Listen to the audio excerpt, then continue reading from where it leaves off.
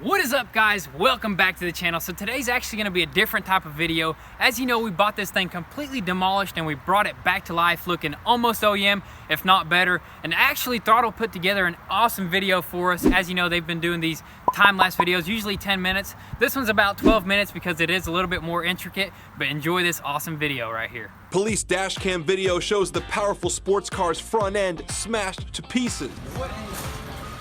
That's the wheel for it right there? Yeah. The suspension is still intact. But like I said, she hit this thing pretty hard. Yeah. You can't do nothing about it.